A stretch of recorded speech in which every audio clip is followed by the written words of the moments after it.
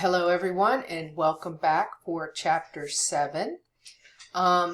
If you are in my regular length course, fall or spring, then we only have two major concepts left in the class. We have confidence intervals and we have hypothesis testing.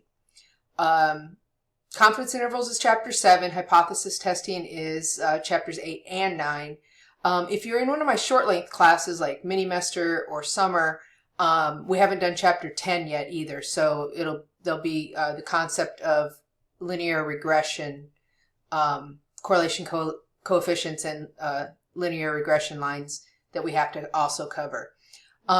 So back to focusing on chapter 7. So this is section 7.1, and we're going to be talking, as I said, in chapter 7 about confidence intervals and sample sizes. So sample sizes related to confidence intervals.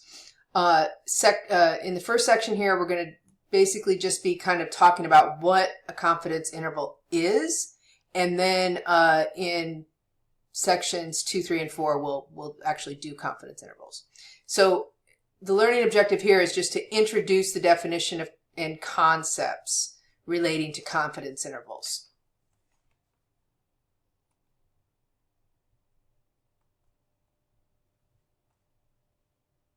Okay, so we're going to start off with confidence intervals with talking about the idea of estimation and estimators. So one of the aspects of inferential statistics, just a reminder of what inferential statistics is. Inferential statistics is when you take a sample, and from the sample, you try to make a inference or a prediction or a guess at what the population looks like. So inferential statistics is when a sample is used to estimate the population. So let's say you wanted to find out something about the students at a high school. Well, if it's a large high school, you probably couldn't survey everyone in the high school. So maybe you would sample, 100 students out of the school or something like that. And then from those 100 students, you would try to make an assumption or an estimate of something about the whole class. So you might ask, are you planning to go to college after graduating? And so say you find 55% of the students say yes, they're going to go to college after high school, then you might make an inference that 55% of the population of students at that high school plan to go to college after graduation. Now, as I mentioned, this is just an estimation. So it's an estimation of the value of a parameter from information from that sample. Now, what's a parameter? We'll see that word a few times. It seems kind of like it's something new, but it's really not. A parameter is basically, in statistics, just something that measures the data. So it could be the mean, a proportion, which is how much out of the whole, or the variance and standard deviation. I'm just going to put standard deviation. We get the standard deviation from the variance by doing the square root of it. So for our sake, these are the three that our book introduces. We're actually not going to do confidence intervals for standard deviations. We're only going to do for means and proportions. Okay, so the two parameters we're going to talk about are mean and proportion. So a parameter is like a statistic, but it's in regards to the population rather than the sample. A statistic is from a sample, a parameter is from a population. Okay, so an estimator is a statistic, meaning it's from the sample, calculated from the sample to predict the value of a parameter. Okay, so we get a statistic from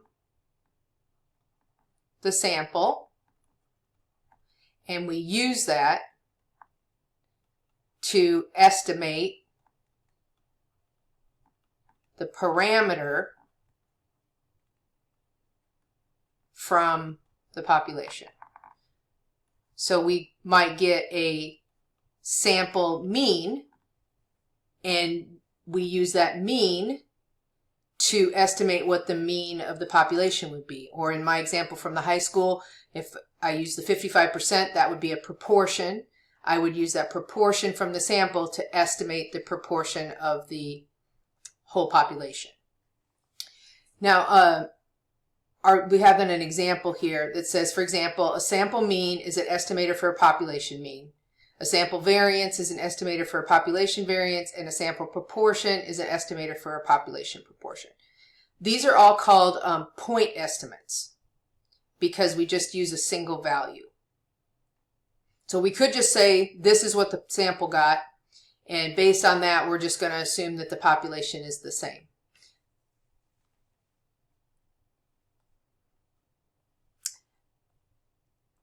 Here's some general properties of a good estimator. We're really not going to go into this much. I won't ask this on a test or a quiz or anything. It might be in the homework. I'm not even sure it's in the homework. But just some 3 quick properties of a good estimator. A good estimator should be unbiased. That basically means guaranteeing that your sample is random and collected with good statistical practices. A good estimator should be consistent. So as we do more samples, we would hope that the average of those samples would get closer and closer to the actual parameter from the population. And then relatively efficient just means that it should have a smaller variance than other statistics that could be used. So basically that it's a better estimate than other things that we could use. Again, we won't really come back to these, so I'm not going to stress this too much. All right. Now, the first thing that we are going to talk about, so as we mentioned, you could just take whatever you get from the sample and then infer that the population would be exactly the same. But a sample doesn't typically match your population exactly. So we actually have a preferred estimator, and the preferred estimator is to use an interval estimate, a range of values. And we use that to estimate the parameter. So rather than saying, for instance, that we think that the mean is exactly this, we might say we think the mean is from here to here. So let's look through this little picture here, because it's a good way to kind of understand what we're doing. So what these bars represent is they represent a range of values. I'm going to put some numbers on here so it'll kind of make a little bit more sense. The bars represent a range of values. The red dots represent the mean, and then the black bar in the middle right here is the actual population mean. So you notice down here it says mu. So that's what we actually think the population, or what the population mean actually is. Now, we can't determine what that is because we can't collect data from the entire population usually.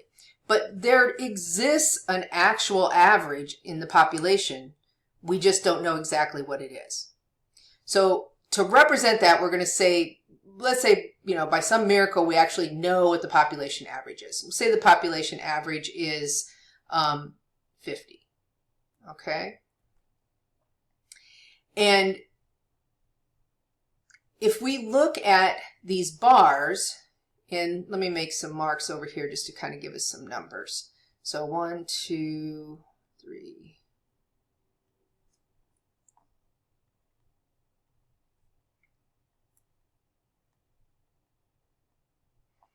All right, so let's say this is 40, this is 60. Okay, so instead of saying that we think that the population average is exactly what we get from the sample, we're going to give this range of values. Let me go down just a little bit further because we have one bar that extends down further than that. So let's say we go down to 30 on this side. Okay, so let's say you have your first sample. These are supposed to represent different samples. So we would have 1, 2, 3, 4, 5, 6, 7, 8, 9 samples in this picture. Okay, so we look at our first sample and we see that we have this red mark in the middle. Okay, now that red mark would represent not the population mean, but the sample mean. Okay, so we took a sample, and from the sample we got an average. It looks like it's maybe about 46. This will all just be kind of estimated. I'm just trying to help you to understand it.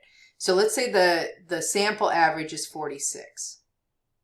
And then we have a formula that we're going to use to create this range of values. So what does this look like? It goes up to about 56 or so, maybe 50. About 55.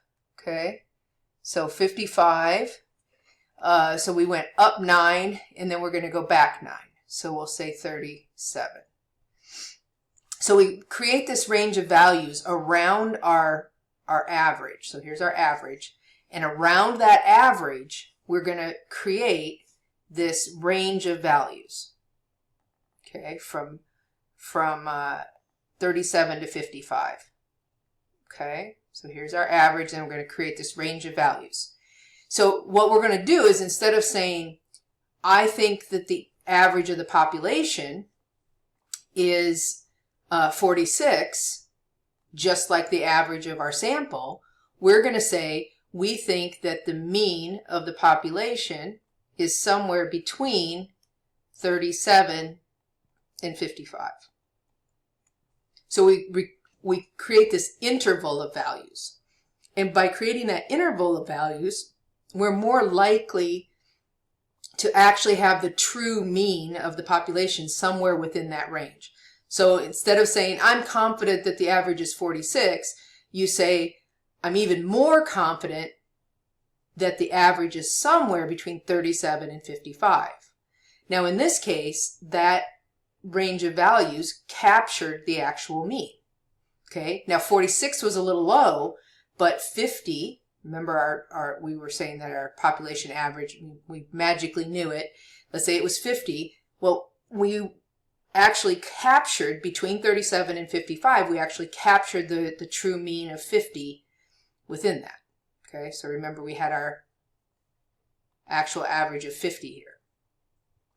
And you can do multiple samples. A lot of times what researchers will do is they'll do several samples, and then they'll take the average of the averages, but we're not going to talk about that right now. So let's say you take another sample, and with that sample you got an average of 51. Okay, so for this sample you got an average of 51. But instead of saying, I think the population average is 51, you're going to create this interval of going up to 60 and then back to 42. And you're going to say, okay, I'm not for certain it's 51, but I'm pretty certain it's somewhere between 42 and 60.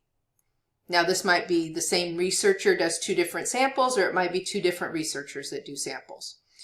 But one researcher said, I'm pretty confident it's somewhere between 37 and 55. Another sample says, makes the confidence interval, we're pretty certain it's between 42 and 60. Okay, so as you do these samples, you'll notice most of the time you do capture the actual mean of the population. So this one captured it.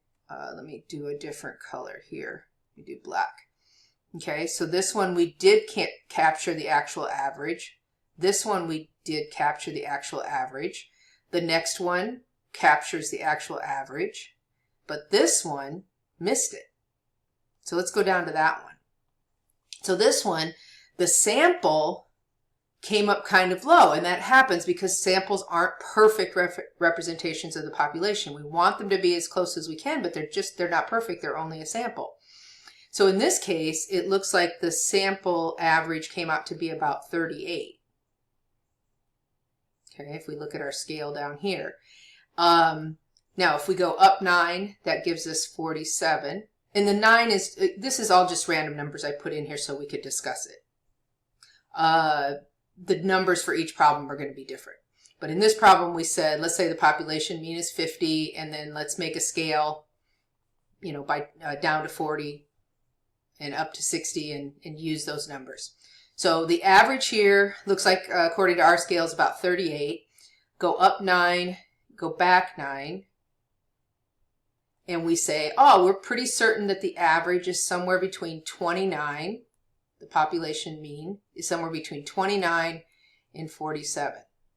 Well, that confidence interval right there did not capture the actual average of 50. All these other ones did. Okay, we've got this one, you know, captures it. This one captures it. This one captures it. And we could go down and do those numbers for all of these.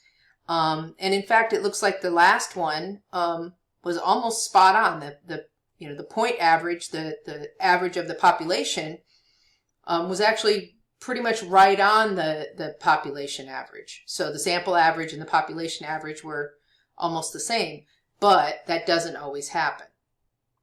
So with this confidence interval, we might not always capture, as we didn't here, we might not always capture the average, but we're more likely to capture the average with our interval than we would be by just using our sample average of, you know, say here we had 46, here we had 51, here we had 38. So we're more likely to actually capture or describe what the population average is by using this range of values instead of giving just a point estimate from our sample.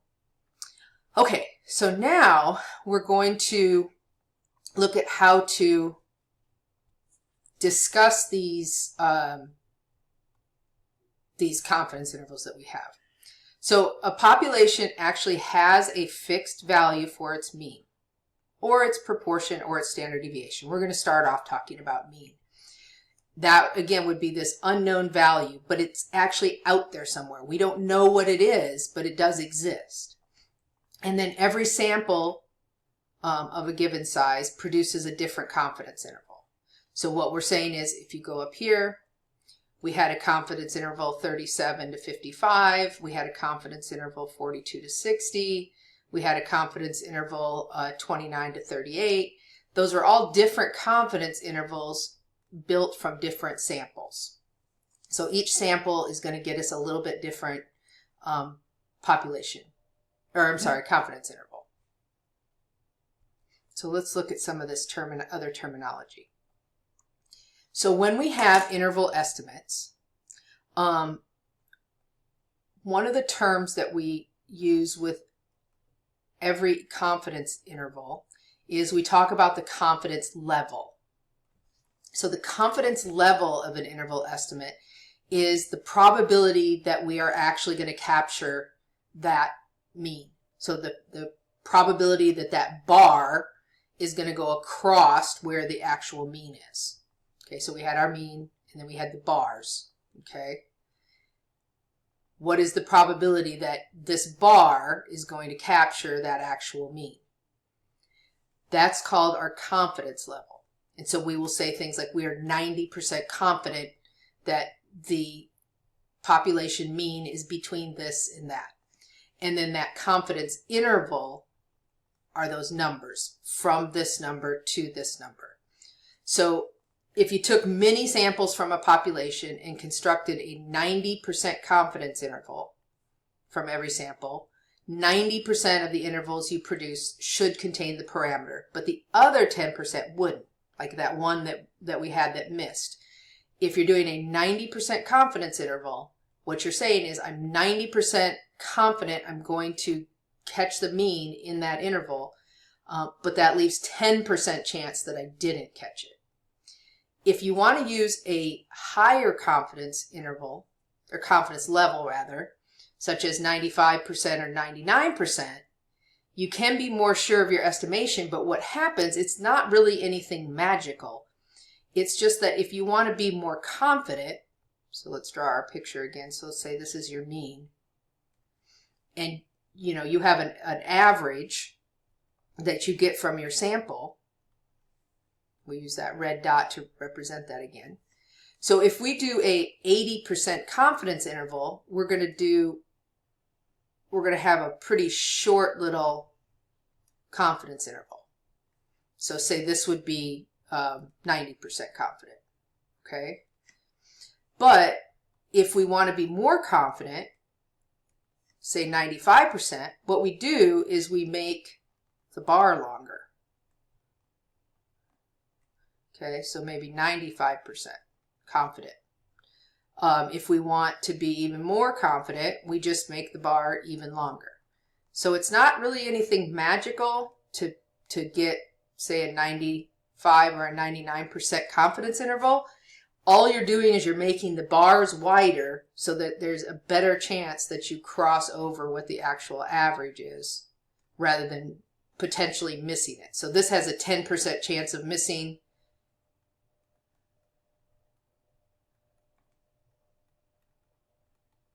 Whereas these only have 5% and 1% chance of missing.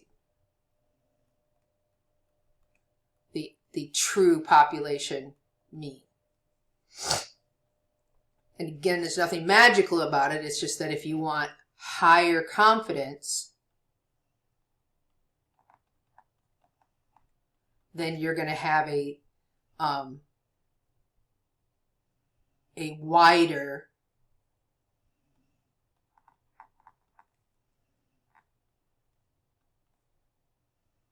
interval.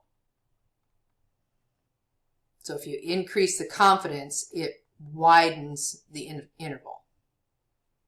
Now, is that bad? Not necessarily, but it does make it wider. So instead of saying, maybe I'm, we'll use our numbers from before. Instead of being 90% confident that it's between 52 and 60, we might say we're 95% confident that it's somewhere between 49 and 63. Now, is that bad? We're more confident that we've got the interval catching our mean, but it is wider. So which is more useful, to have this smaller interval, I think it's between 52 and 60, or to have this kind of wide gap between your two ends? I'm 95% confident it's somewhere between 49 and 63. Or I'm 99% confident it's somewhere between 43 and 69. So you get to the point where your numbers are kind of far apart and you're kind of like, well, I guess that's useful, but those numbers are, 26 apart from each other. How helpful is that? So you have to balance, the researcher has to balance the confidence level with what it does to that interval, and if the interval gets too wide, it may be unhelpful to them.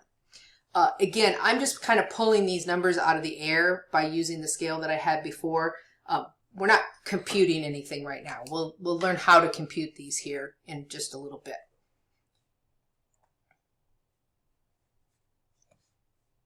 Okay, so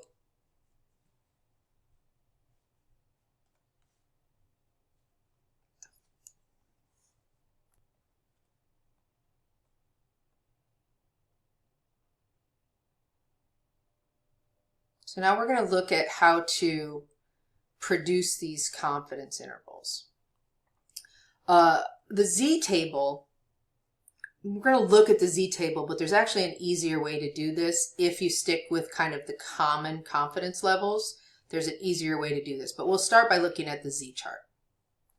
So with the z-chart, it contains critical values that are used to produce confidence intervals.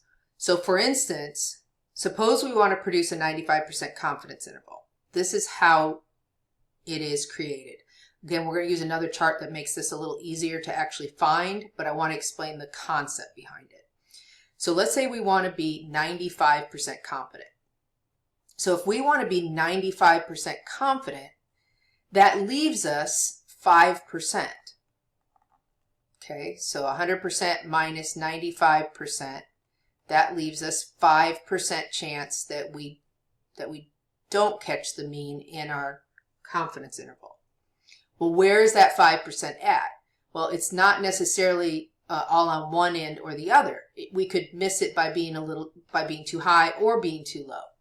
And so we split that 5% onto the two ends and we get 2.5% or 0.025. So each end in this case has 2.5%. Now, if we were talking about a 90% confidence interval, that would leave 10% left over and we'd get 5% on each end. So it changes with whatever confidence level you have. But we're going to use 95% confidence. So if we had a 95% confidence interval, that means that we want to find alpha. That's our 5%. Okay, so that's our alpha. And from that alpha, we want to cut that in half to get our alpha over 2. So the total area left over is 5%. Splitting it between the two ends gets us 2.5.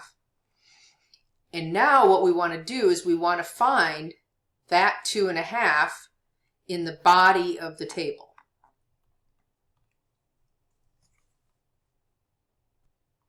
So we're going to go to our Z table and we're going to search through our Z table until we find as close to 2.5 as we can. Well, in this case, we actually can find 2.5.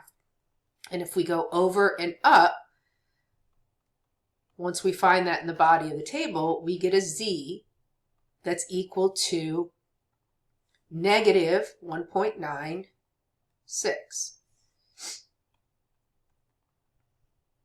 Now, because that Z came from splitting that alpha in half, we actually call this, I'm going to give myself a little bit more room here. We actually call this Z sub alpha over 2. So we say the Z sub alpha over 2 is negative 1.96. But you could see that would be kind of tiresome to do each time. So there's another table that we'll use that we can find them more quickly. So I'm going to pull up the actual table, the full table, just so we can see this a little bit better. So remember, we wanted it to find a Z sub alpha over 2 that would give us 0.025. This will be the same thing that's on the slide, but just so you can see it a little bit better. So we were looking for as close to 0.025 as we could get. And that was found here with the 0.025. And then we went from there and we went out and up to get our negative 1.96.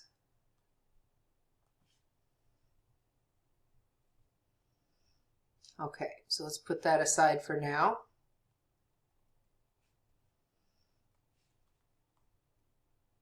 So that's the theory behind this. And then the Z value on the other side would be positive 1.96. So you'll notice when we look at this graph that's up here of the normal curve, you've got negative 1.96, which is the one we just found. And then on the other side, you have positive 1.96 because this is all symmetric. So your Z sub alpha over 2 on the left is negative 1.96, and on the right it's positive 1.96. So let me actually add this.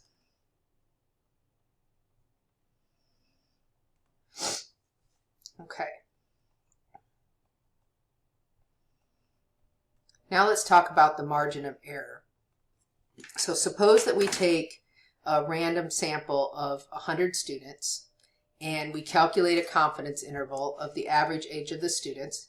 And we were actually doing these confidence or these margins of error with our examples up above.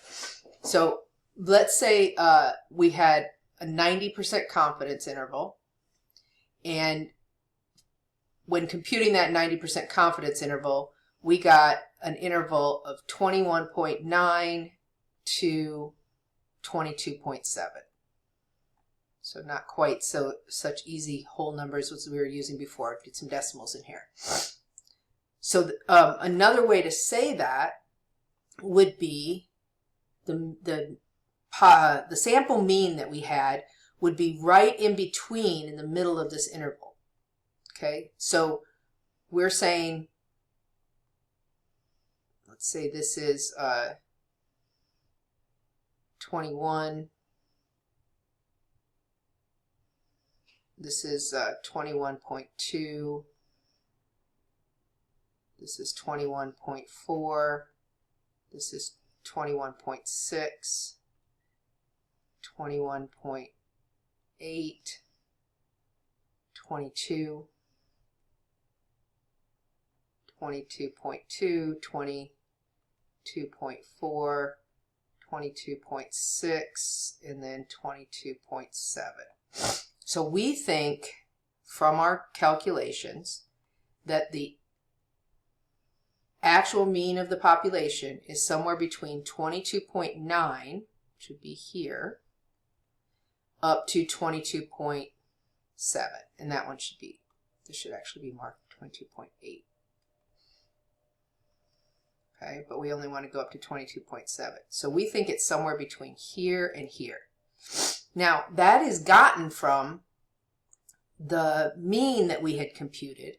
And so in order to know what mean we had, we would need to know where the center of that interval is. Okay, so again, we think it's somewhere between 22.9. I'm going to use the same colors we used up above, or closer to the same colors. So 21.9 up to 22.7. And what we need to know now is what was the average from the sample, what was the X bar. If our mean is, if our interval is from 21.9 to 22.7, what's right in the middle of that? So if we don't know it, if we don't have it written down somewhere, we would just average these. So 21.9 plus 22.7 divided by 2.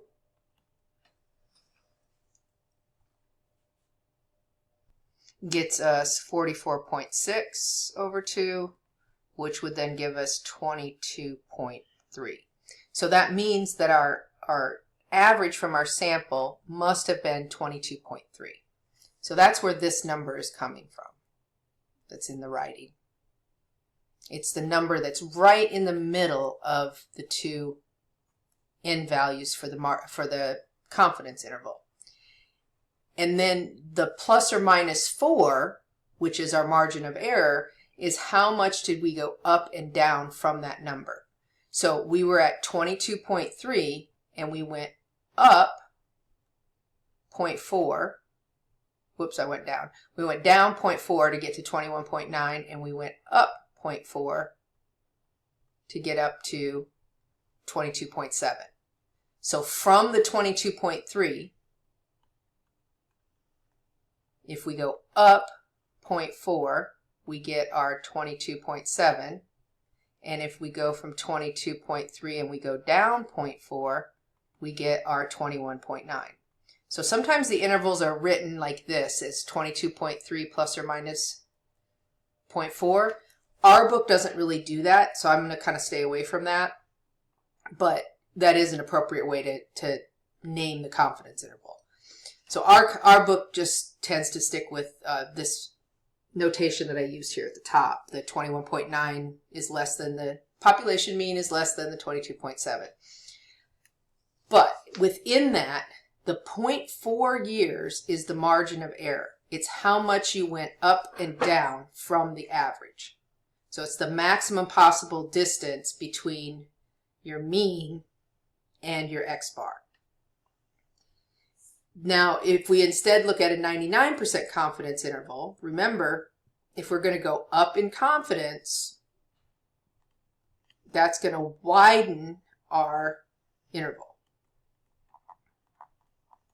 So for a 99% confidence interval, we might get an interval like 21.7 to 22.9, which we would still have the same average, the same 22.3, but in this case, from 22.3 to get up to 22.9, we had to add 0.6 instead of adding 0.4.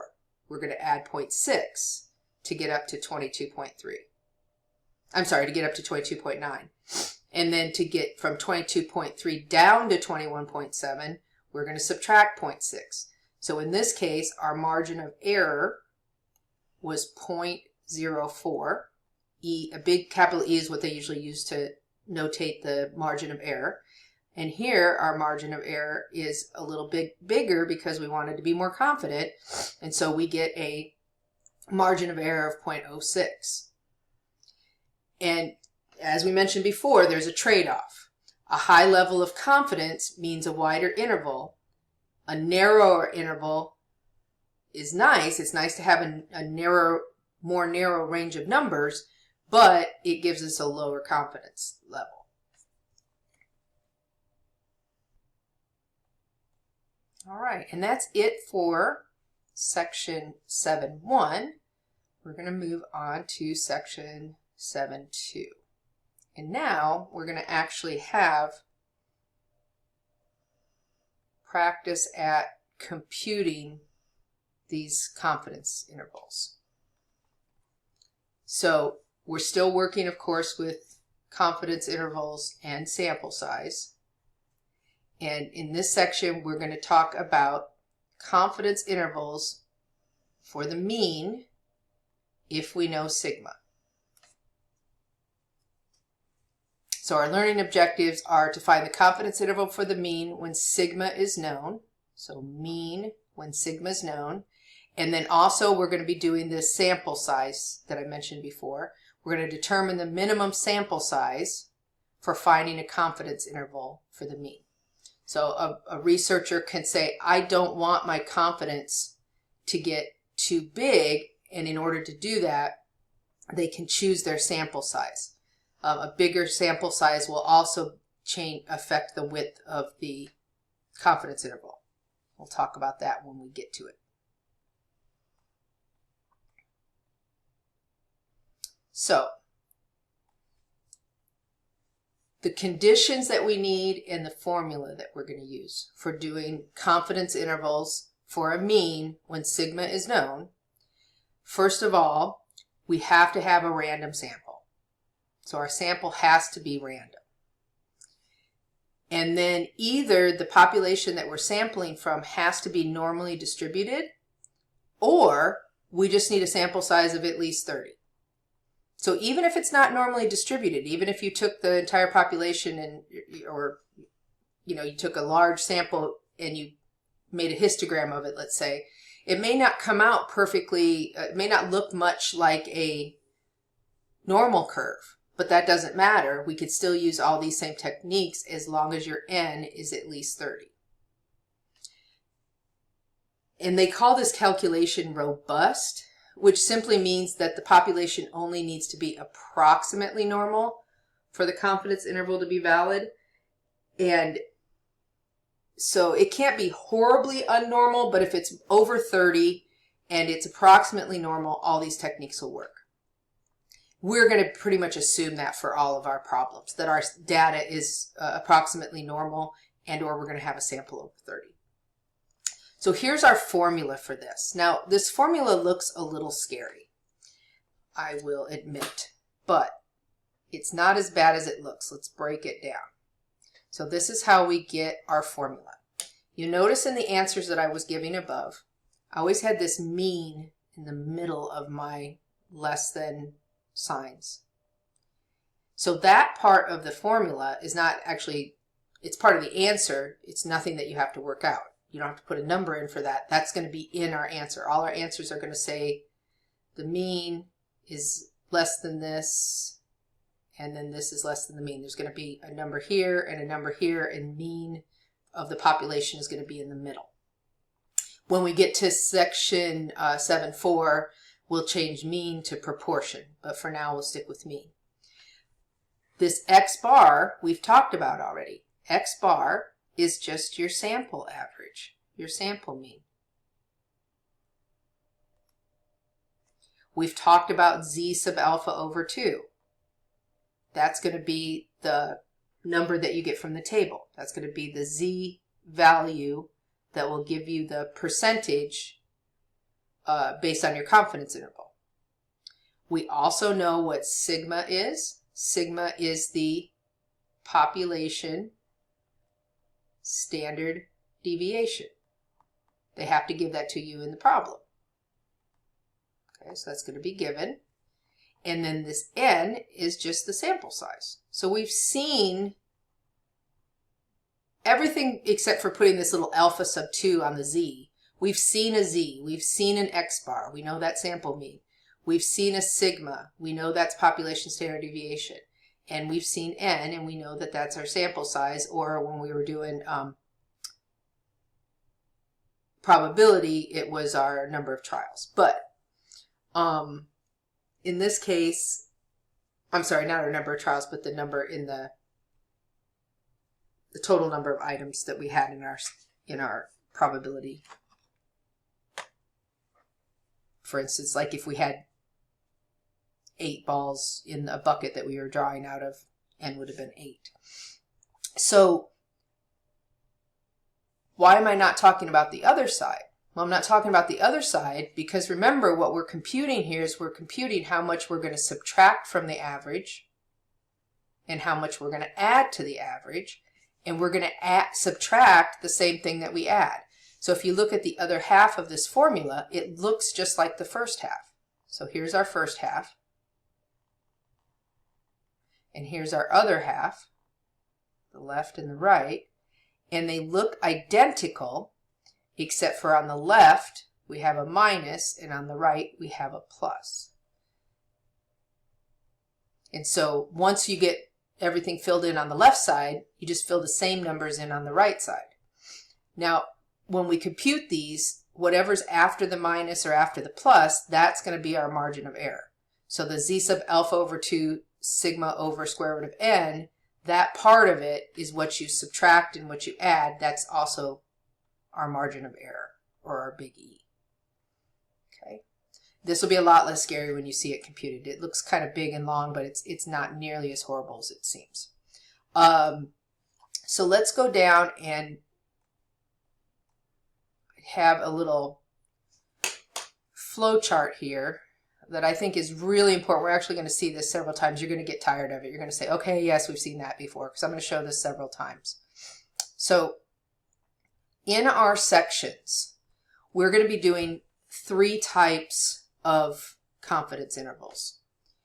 When you're looking at a problem and you need to decide what to do with that problem, you have some questions that you have to answer for each step, and that will help you decide what type of confidence interval you're doing. So is the confidence interval for a mean or for a proportion? Well, we haven't done any proportion ones yet. Actually, haven't done any mean ones yet, but that's what we're starting on. So we're going to start with the mean. Once you know that you're doing a mean, you have to know, is the sigma known, or do we only know the S, the sample standard deviation? So do we know the population standard deviation, or only the sample standard deviation? They have to give us one of them.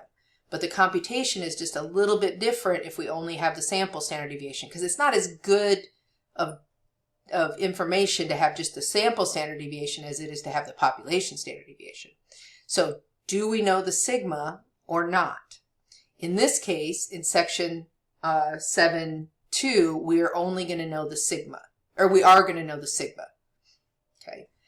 If we know the sigma, then we can use Z when we compute. Now, if we only know the S, then we're going to have to use a different thing on the chart. we're going to have to use a t computation, which is a little bit different. And that's what we'll do in 7.3. So this will be in 7.3. This will be in 7.2. And then when we get to 7.4, we're going to be doing a proportion instead of a mean, and that goes back to using the z. So we're going to use z, then in 7.3 we're going to use that t method, and then when we get to proportions we're going to go back to using z. So this will be in 7.4. Okay? But the question when you're looking at a problem and you don't know what section it's from, let's say it's mixed up in a review or on an exam, you need to ask yourself, am I doing a mean or am I doing a proportion? If I'm doing a mean, do I know the sigma or do I only know the s? If you know the sigma, you can use this method. If you only know the s, you have to use this method. And then if you're doing proportion, you use the z again. Okay. That won't make complete sense right now, but I'm going to kind of harp on it so that it gets real comfortable and familiar to you by the time you need to be making the decisions. Okay, so here's our first actual problem. These are what the confidence interval problems sound like. A random sample of 36 people has seen a mean of 4.1 movies in the theater in the last year. Now they've given us 2 bits of information for our formula already. They said it was a random sample of 36 people. That's our n. That's our sample size. Then they said they've seen a mean from that sample, those 36 people. They asked them, how many movies have you seen in the theater this year? They added all those up, divided by 36, and they got the average. And it came out to be 4.1. That's our sample average. That's our x bar. If the population standard deviation of the movies is 1.7, this is why it's so important for you to know your variables. Okay, that's our sigma. Population standard deviation is sigma 1.7. And first it asks us what's the best point estimate for the mean, and then the next question it says what is a 90% confidence interval. So let's get this one out of the way because that's pretty quick. The best point estimate is just 4.1. Remember, the point estimate is just taking exactly what the sample says and inferring that the population must be exactly the same. Okay, so the point estimate is that the population watches on average 4.1 movies. We just take the sample average and we're done. But what if we want to build this confidence interval? What if we want to have a better chance that we've actually captured the mean? We're going to go to our formula, and I'm just going to rewrite this out and fill it in as we go. I know it's all here, but I want to make sure that everybody understands rather than just pointing and saying, see, this is where the numbers come from. All right. So we've got x bar minus z sub alpha over 2 times sigma over square root of n, and then the same thing on the other side with a plus. So let's fill in what we know. We know x bar is 4.1. Minus, I'm going to hold off on the z for right now because that we have to go look up on the table. Sigma is 1.7. That's the population standard deviation. Divided by square root of n. N is the sample size. That was 36. So we've got everything filled in on the left side except for the sigma or the z sub alpha over 2. And I'm going to fill it in on the other side. And then we'll talk about how to get that z sub alpha over 2 off of the chart. There's a little picture here, but I'm going to actually pull the chart up. So we know that we want a 90% confidence interval. If we go to the chart, we could split that between the two ends. You know there's 10% left over. Split that between the two ends, that's 5%, and we could get it off of our z chart. It's right Where's 0.5? It would be right between here, 1.64 and 1.65. It'd be right in between those. So we'd use 1.65. But there's an easier way to find it. If you go to the next table that's in our important formulas and tables document, as long as you have one of these percentages, 80, 90, 95, 98, or 99, you can use this chart to get those values much more quickly. And I'm not going to give you any problems that don't use those 5 percentages. Those are the most common, and we don't need to be spending tons of time digging around on the chart. We just want to learn how to do these. So if you look on this chart, all this stuff up here we'll use in the next section. But the Z values are down here. So these values right here are the Z values. And so we wanted 90%, remember? So we're going to go from here, and we're going to follow that all the way down. Don't worry about these other numbers for right now. We'll learn what we do with those in the next section. We're going to follow these all the way down. And as we said, it was right between 1.64 and 1.65. So 1.645. Now, frustratingly enough, our textbook, although it's on the chart as 1.645, what they use for computations is actually 1.65. So round all these just to 2 decimals. So instead of 1.282, just use 1.28. It says it right here.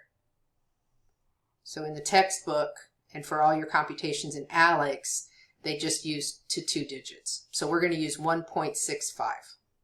Okay? So that's going to be our value that we're going to plug in right here for our Z. Now, if you want, you can go ahead and compute from beginning to end. You can do 4.1 minus 1.65 times 1.7 divided by square root of 36 and hit equals and get your final answer. I don't like to do it that way. I like to do the margin of error and write it down first. It's not mandatory. You do, what makes you happier. All right, so let's pull up our handy dandy calculator here. I'm going to just start with the 1.65. So 1.65 times parentheses 1.7 divided by square root 36. I'm going to arrow over and close my parentheses. You can put a times in between the 1.65 and the parentheses if you want, but this calculator doesn't need it. It knows that if you put a number by a parentheses that you mean multiply. All right, so I get the number 0.4675.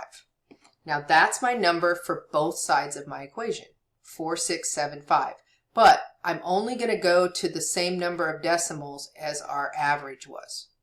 So 4.1 minus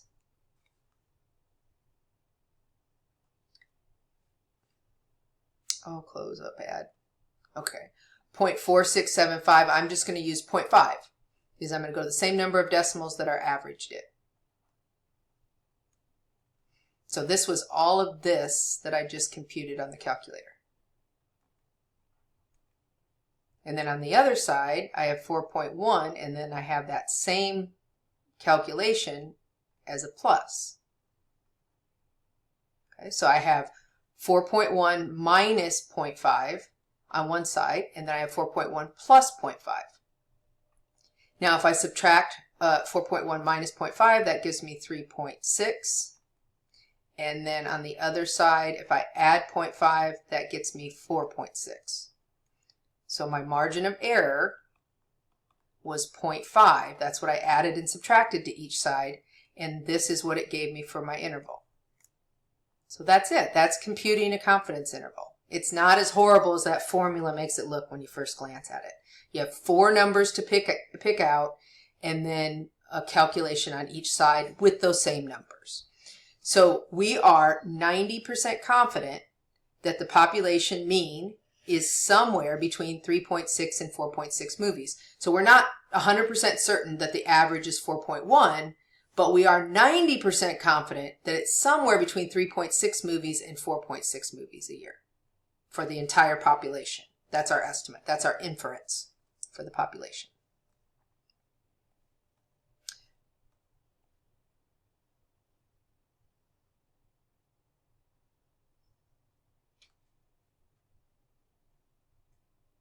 So I do want to go over this, even though, like I said, in the homework and such, I try to stay away from this. But I'm going to just show it on this chart. Let's say we have an unusual confidence interval or confidence level that we can't use that T-chart for. We can do 80, 90, 95, 98, and 99 on that chart. But let's say we want a 92%. Then we have to go back to the method that we had before, okay? Ooh, that was not a very good. Let me try that again. Okay, that looks a little better. Okay, so we can go to our chart, or we can draw a chart. If, let's say, we wanted to do 92%, then that would mean that we want from here to here to be 92%. We did this with the 95% earlier. So 92%. If I take 100% minus 92%, then I get 8% left over. That's my Z sub alpha, or that's my alpha rather. So if I want to know what my alpha over 2 is, I have to take that and cut it in half. So 8% divided by 2 is 4%. That tells us how much we have on each end. So here's 4%. And here's 4%. So we have a 4% chance that we would be over and 4% chance we would be under. So that's the value I want to find on the chart. So I need to look on the chart for as close as I can to 4%, which is 0.04. And on the chart, the closest you get is 0.0401, which is pretty darn close. If you go over and up, that gives you a Z sub alpha over 2 of negative 1.75. And when you use that in the formula, remember you do plus and minus. So in the formula, you would plug in minus 1.75 on the left side and plus 1.75 on the right side. So here we had minus 1.65 and then we had plus 1.65.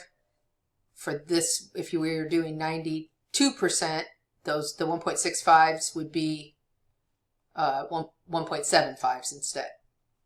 Okay, so if you have one where you do need to look up an unusual one that's not on the chart, but again on the homework and absolutely definitely on the exam, I'm only going to use these values.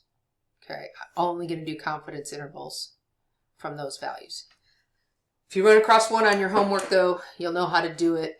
I know there's not any more than 1 or 2 of those. I'm not sure that I didn't take all of those out. All right. So the last thing that we're going to do for 7.2, and then we're going to call it a day for this video, is we're going to talk about what if a researcher has decided that they do not want that margin of error to be terribly big. They have a range that they want to keep it in. They don't want to go up or down too much. So that number that we got here, the minus 0.5 and the plus 0.5, they want to control that. They want to say, I don't want that to get too big. Well, how do you do that? Well, one of the ways we talked about, we said you could keep the confidence level down. But what if you want a certain confidence level and you want to make sure that you stay within a certain plus or minus? Well, the researcher can do that by picking an appropriate sample size. Because as the sample size goes up, that actually narrows. We'll go this way. That actually brings in the confidence level. Not confidence level, the confidence interval. So a larger sample size makes a narrower or a more narrow confidence interval. So if you think of it as a small confidence interval is good, so small confidence interval is good, big sample sizes are good. So make big sample size, we get narrow confidence interval. And in order to do that, we use this formula. It's based off of this formula that we already looked at. We know that the margin of error is z sub alpha over 2 times sigma over square root of n. They just solved this for n. So they took that same formula and they manipulated it until they got the n alone instead of the e alone. And this is the formula that you got. This is on your chart, on your formula sheet, so you don't have to memorize it. Same thing with the other one. I didn't really point that out, but you don't have to memorize the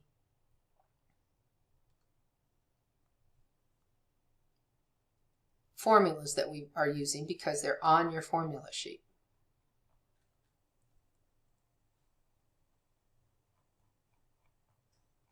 So if we go back to the first page, you'll see that your formulas, this formula that we've been using is right here.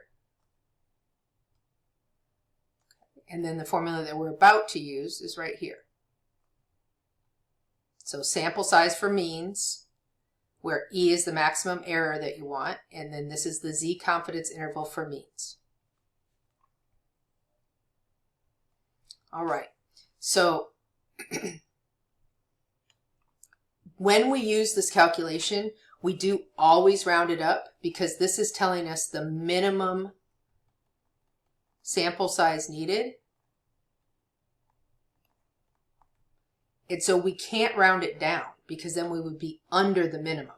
So we have to always round our answers up.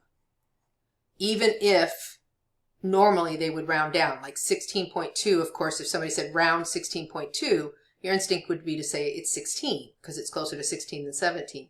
But we never round down with these. We always round up. So if you got an n of 16.2, you'd round it up to 17. We always round these minimum sample sizes up to the next whole number because, of course, a sample has to be a whole number of things. Okay, so now how did we do this calculation? Let's use the same information from the movies that we had before. The population standard deviation was 1.7.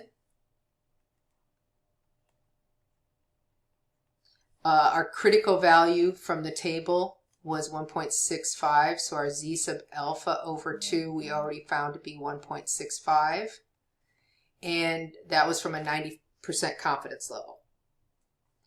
But suppose the researcher wants a margin of error that's no more than 0.25. Could we change the sample size? Remember, it was 36 before. Could we change the sample size and make our plus and minus in the problem that we computed before? Remember, we subtracted 0.5 and added 0.5. What if he wanted to only add and subtract 0.25? Could he do that? The answer is yes. He would just have to take a larger sample.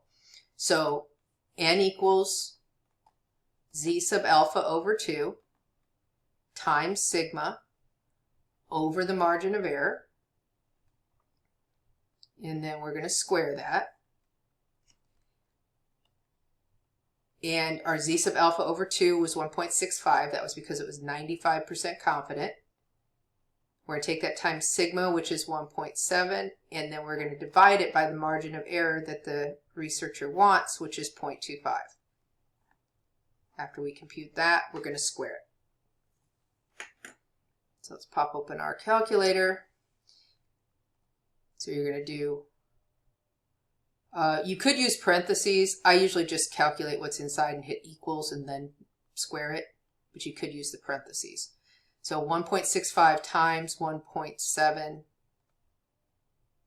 and then divide that by 0.25, and then square it. And we get 125.9, roughly. Now, even if this was 125.2, we would still round it up and say we need a sample size of 126. And remember before, when we only used 36 in our sample, we got a margin of error of 0.5. So we had to add and subtract more and get a wider confidence interval than if we use the sample of 126. Now, when you are looking at problems, it's really important that you recognize the difference between when they're asking you to do a confidence interval and when they're asking you to find a sample size. So you'll notice on this problem that we had back here, they literally said, what is the 90% confidence interval? What is the 90% confidence interval? When you see the problems that you need to use this N formula on, they're going to read, what is the sample size? What is the minimum sample size? So what is the sample size? That's an indicator to you that they're asking you what is N. If they want to know what N is, if they don't give you a sample size, they're asking you what the sample size should be. That's indicating that this is the formula you need to be using, not the confidence interval. We're not computing a confidence interval. We're computing what is the sample size needed. So you'll have to recognize that when you come across problems. It might be talking about confidence intervals, but if it doesn't say compute a confidence interval, it asks about the sample size, then you have to use this N formula. So the last thing for this section, and then we'll be done with 7.1 and 7.2, is that just this concept, kind of this basic concept of sampling without replacement. It says the calculations and formulas so far, we've assumed that the data values in the sample are independent, so they don't affect each other. So we've assumed that getting a specific data value from one member doesn't affect the probability of getting it from any other member. Now that assumption is based on replacing things, like drawing a card and putting it back in the deck or something like that. But let's say you can't do that. Let's say you're sampling people. Well, it says that we can still treat it the same way as long as, so we can treat it the same way even if we can't replace it. For instance, you're not going to ask the same person to take your survey twice. You're not going to return them. You're not going to replace them. And that's okay as long as your population is a lot larger than your sample size. So when you're talking about a deck of cards, you're talking about a population of 52, that's kind of small. But if you're talking about, population of a large school, population of a state, population of a city, and you sample 100 people, that's okay that you're not putting them back because the population is so large that taking a single item out of that population doesn't really affect the likelihood that the next person that you survey is going to have a different answer. So just a general concept that you don't have to worry about the fact that when we're drawing from a population of, say, people, you're not going to put people back. Because technically it wouldn't be independent, but we can treat it as if it is independent. All right, that's it for section 7.2. The two main things that you're going to have to do are to calculate a confidence interval using this formula and a sample size using this formula. And let me emphasize that if you have these values, where did it go? If you have these values per confidence interval, if you have any of these values, and we're doing a Z computation, that you can just look down here at the bottom and use these values. You don't have to go to the Z chart and hunt through the body of the chart for your percentage and all that. You can just take, if it says 99%, you just look down here at the bottom. Your Z sub alpha over 2 for 99% is 2.58.